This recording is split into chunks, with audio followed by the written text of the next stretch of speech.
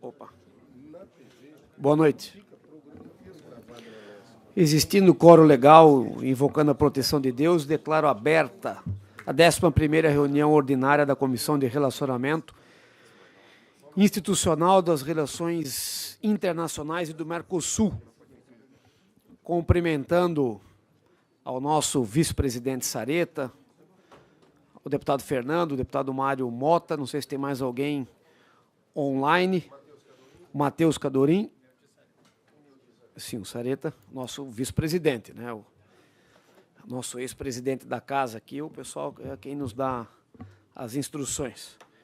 Então, cumprimentando a todos os senhores, as pessoas que nos acompanham aqui na sala de comissões e pela TVO, a gente declara aberta a sessão, a reunião, iniciando colocando em discussão e aprovação as atas da 2ª e 3ª reunião extraordinária e da 7ª e da 10ª reuniões ordinárias que foram anteriormente enviadas aos parlamentares. Não havendo quem queira discutir em votação, aprovado. Vamos passar para a pauta do dia, que atrasou bastante por conta de nós estarmos recebendo aqui o secretário de Estado, o Paulão, do Esporte, da FESPORT. Na ordem do dia, atendendo o requerimento 228 de 2023, da autoria deste presidente, temos a participação do senhor Diego de Oliveira Senzi, presidente da Associação de Vinhos de Altitude, que vai explanar acerca do cenário político e econômico que envolve a vinicultura e o desenvolvimento do enoturismo de Santa Catarina, destacando os principais problemas ou entraves que estariam prejudicando a evolução e crescimento do setor, incluindo custos de produção, transporte, acessos, comércio, preço e competitividade com produtos importados, além de outros que estejam a merecer destaque.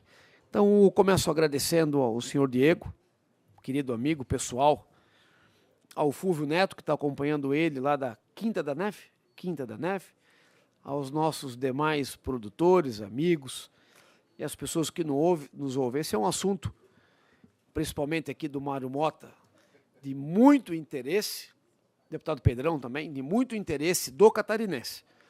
Eu escutava atentamente o Diego numa outra ocasião em São Joaquim, fazendo um comparativo entre Santa Catarina e Portugal, né? Se eu não me engano, mais de 50 mil vinícolas em Portugal.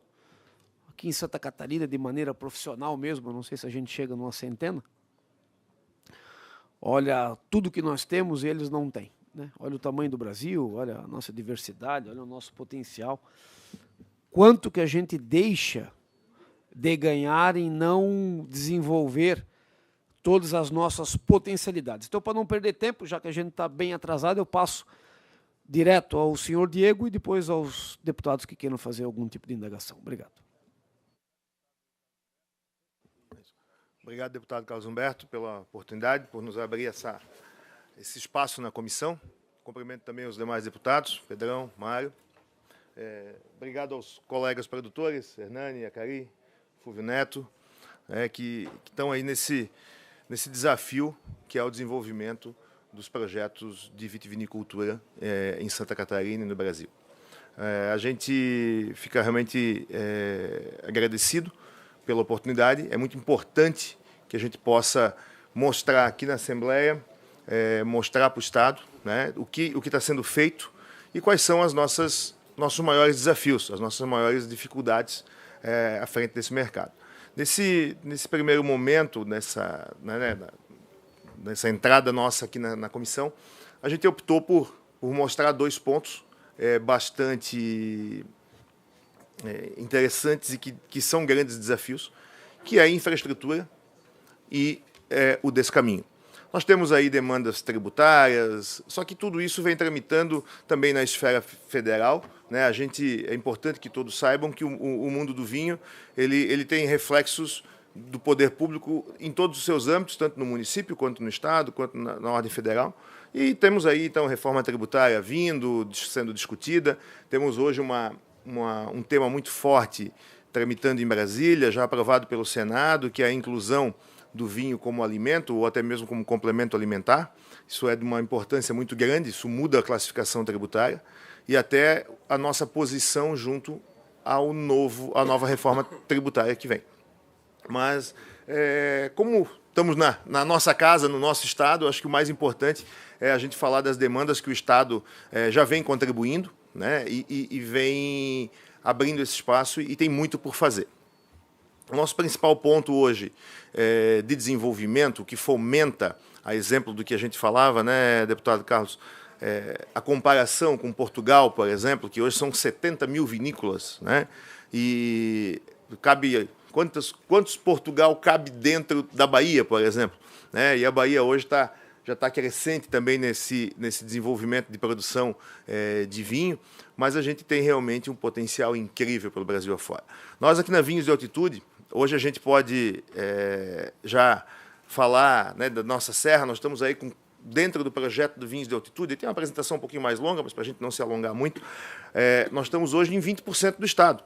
Nós temos 24 associados produtores, 16 já com receptivo. O receptivo ele é uma amostra do quanto o enoturismo ele é importante para fomentar o nosso desenvolvimento, o desenvolvimento da vitivinicultura.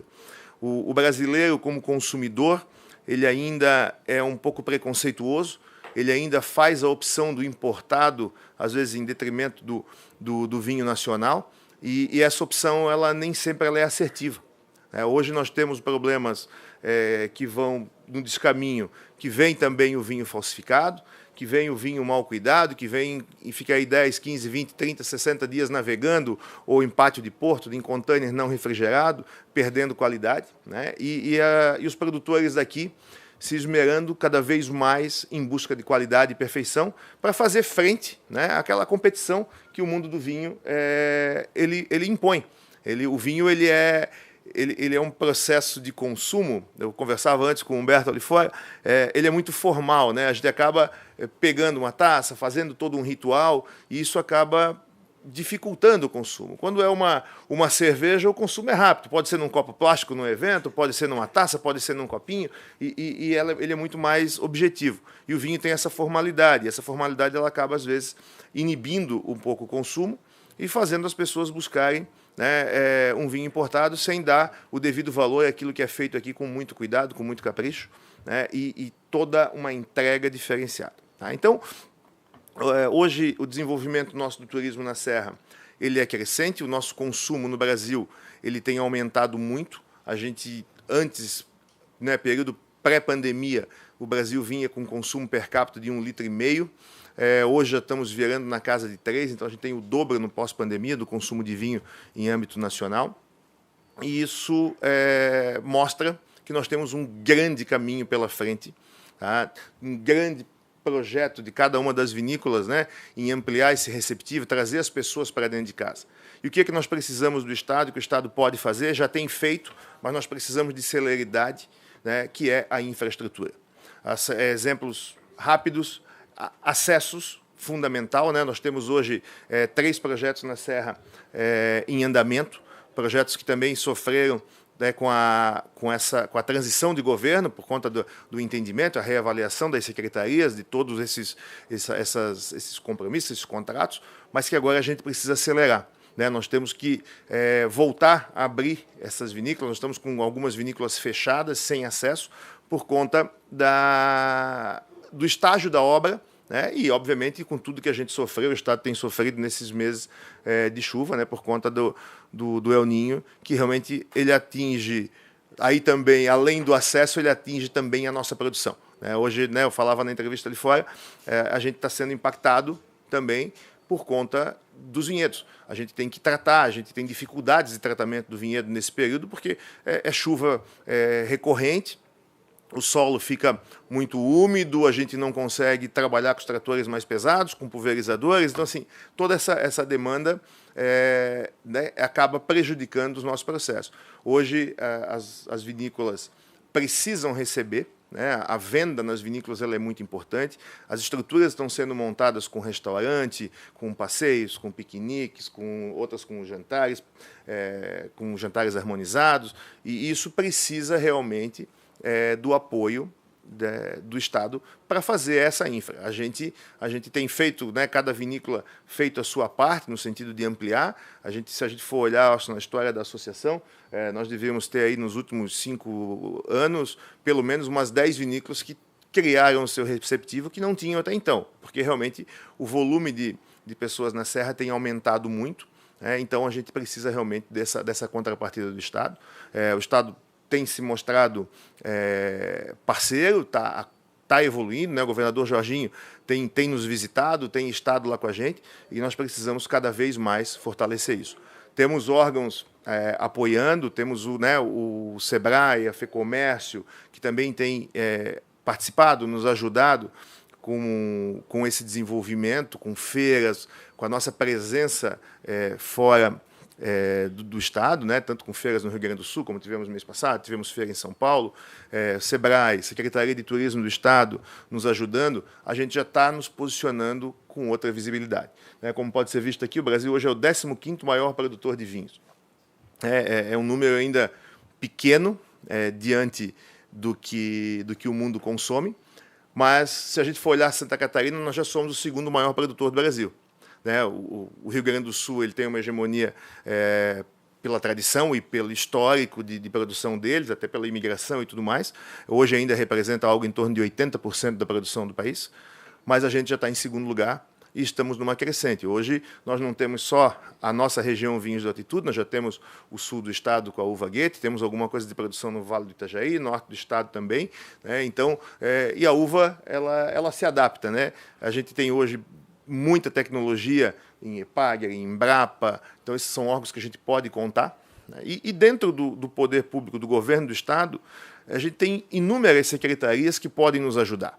Nós temos a Secretaria da Infraestrutura, nós temos a Secretaria da Agricultura, aí nós temos a Secretaria de Turismo, né? E com isso a gente está desenvolvendo a região como um todo, que vai lá na esfera da educação e tantos outros setores que podem ser contemplados com esse desenvolvimento. Tá?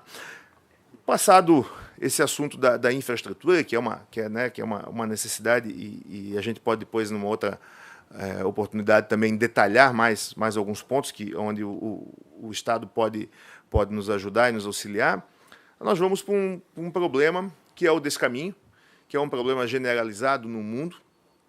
As fronteiras realmente elas permitem, principalmente um produto de consumo como o vinho, ela permite esse descontrole, né? e essa concorrência desleal com o produtor local. Tivemos essa semana um episódio que correu aí pela mídia, que foi a França batendo de frente com a Espanha, atacando caminhões de produto espanhol entrando na França, quebrando, caminhões-tanque de vinho sendo abertos e esvaziados na rua. Por quê? Porque realmente agride, né, a questão tributária de um e de outro, e às vezes até a forma como isso vem.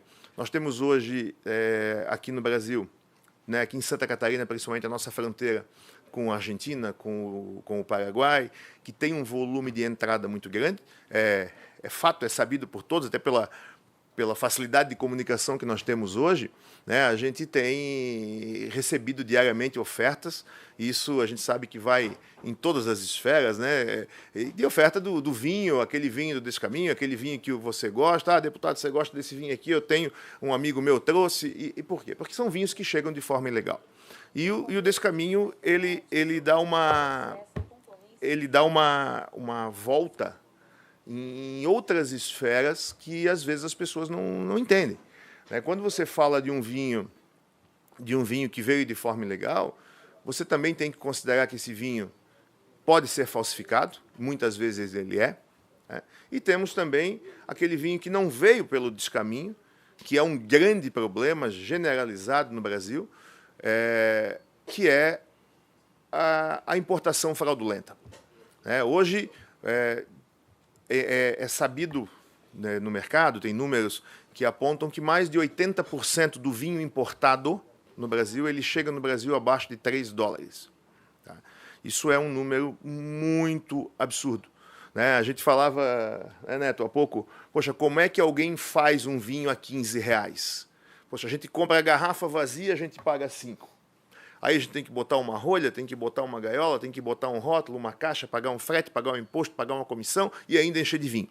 né? E ele chega, e 80% desse vinho chega a esse ticket no Brasil, né? É sabido que existem formas de pagamento por fora, existem outras jogadas que são feitas que esses vinhos chegam e competem dessa forma. Então, às vezes, né, a gente é abordado por consumidor, poxa, mas por que o vinho nacional é tão caro?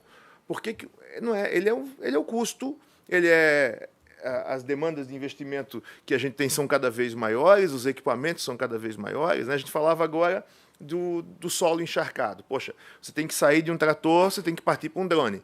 E aí você vai ter que vender um trator velho, usado, você vai ter que vender um pulverizador, você vai comprar um drone. Aí você tem treinamento, você tem equipe, tem que ter um carro para operar o drone. Então, essas demandas são recorrentes e você tem que se atualizar. E isso vai tomando investimento. O mundo lá fora, a uva está plantada lá, vai ser colhida uma safra daqui a 6 meses, cria-se uma expectativa do que vai ser colhido e algum produtor, algum distribuidor do mundo já compra parte daquilo. Como acontece com a nossa soja aqui, que a China vem e compra a produção do ano que vem, a do outro. O nosso não, o produtor brasileiro ele ainda é pequeno. Ele ainda tem que comprar, produzir, armazenar, esperar o vinho evoluir e depois ir para o mercado, né? Então, essas demandas todas, elas se conflitam e nos geram muita dificuldade. Então, esse que faz com que a gente tenha, né, que ficar nessa luta e enfrentar esse desafio aí com os outros produtores do restante do mundo. Bom, antes de abrir a palavra, agradecer a presença do nosso eterno deputado Wilson Vandal, né, de 4 legislaturas aqui da nossa casa, ex-vereador de Gaspar, né, de Blumenau. Ok. Atualmente no Tribunal de Contas do Estado. Um prazer imenso ter o senhor aqui conosco na nossa comissão. Pergunto a algum deputado se gostaria de indagar o Diego Sense. Eu gostaria de acrescentar à biografia do deputado Wilson Vandal um dos integrantes da centopeia da nossa October. Bem lembrado, bem lembrado. Ia fugir essa. Eu gostaria de registrar, e já foi dito, a presença dos nossos amigos Acari, Dr. Hernani Garcia, que são vitivinicultores também de altitude, alguns dos pioneiros, eu quero crer, nas suas especialidades, e parabenizar a vinda do Diego e do Fúvio e agradecê-los. Quem conheceu a Serra, principalmente o Planalto Serrano, antes da chegada, especialmente das grandes vinícolas que hoje se encontram lá, e vocês estão entre elas, sabe exatamente o que isso significou para aquela região e, consequentemente, agora para o nosso Estado. E o trabalho que vocês desenvolveram foi um trabalho de resiliência, especialmente até que se consolidou a ideia. Eu só gostaria de fazer exatamente essa mesma manifestação em relação ao que há alguns anos eu tive a oportunidade de saber, que na relação, por exemplo, de produtos importados, eu quero crer, do Chile, o vinho era relacionado para entrar praticamente sem impostos no Brasil.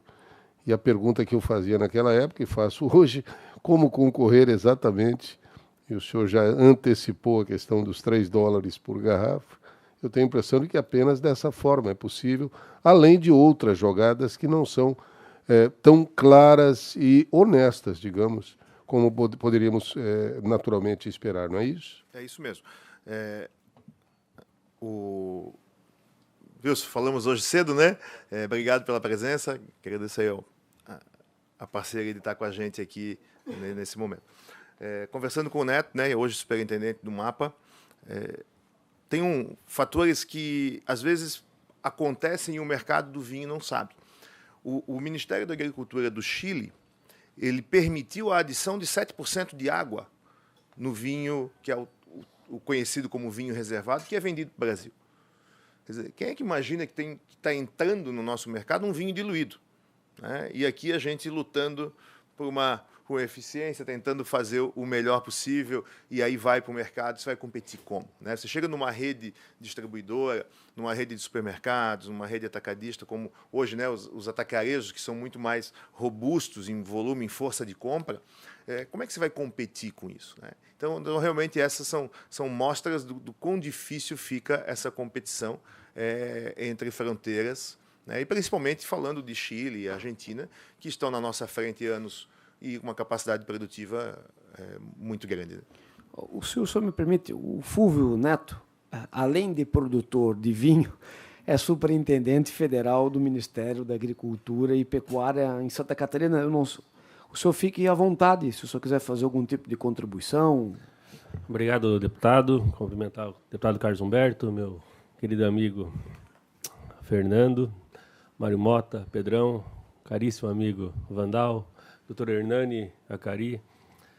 Gostaria, primeira fala, como superintendente federal do Ministério da Agricultura. Como superintendente, a gente tem feito um trabalho bastante forte com o Vigiagro. O que é o Vigiagro? O Vigiagro é que cuida das fronteiras, com inteligência, com a parceria da ABIN, Polícia Federal, um trabalho conjunto.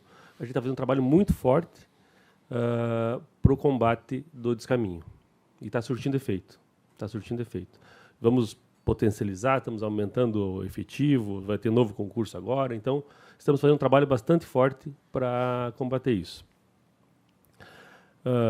E cuidando também da qualidade do vinho, né? Cuidando da qualidade do que entra. Né? Todo vinho que é importado, que chega a $2, €2, ele tem que ser registrado no mapa. Então, esse do descaminho não é registrado. Então, tem vindo, né, pelo descaminho muito vinho falsificado.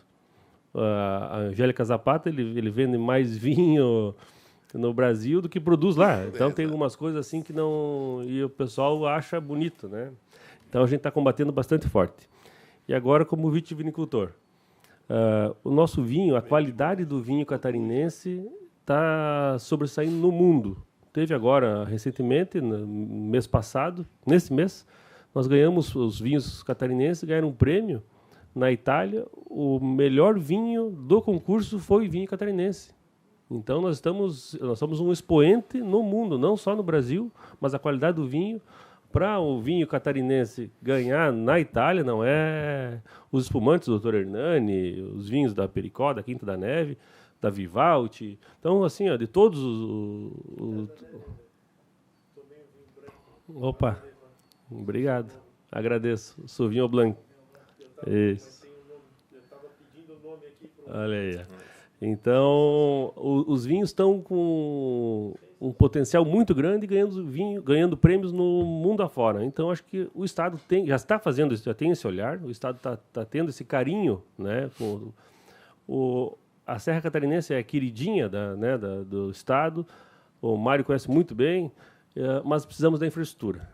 Precisamos muito do olhar carinhoso e atento do governo. O governador Jorginho Melo já tem olhado, já comprometeu, já disse que vai fazer o asfalto a todas as vinícolas. Então, já é realidade. Então, o que a gente pede é esse apoio, ajuda para que possamos trabalhar. É isso aí. Parabéns pela comissão para trazer esse tema tão importante. Obrigado. Presidente, quero só complementar aqui. Eu sou membro da Comissão de Agricultura. Aqui estou emprestado, mas vim aqui participar do debate. E na agricultura nós tivemos um debate muito forte sobre a questão do alho e do leite, né? A do alho era basicamente uma guerra, uma justiça fiscal, vamos usar esse termo, porque o crédito do ICMS, que Santa Catarina ainda está, né, mas deve mudar agora, próxima semana, é de 1,2%. Rio Grande do Sul, Paraná e o restante do Brasil vai de 12% a 14%. Então, nós temos o melhor produto, o melhor alho.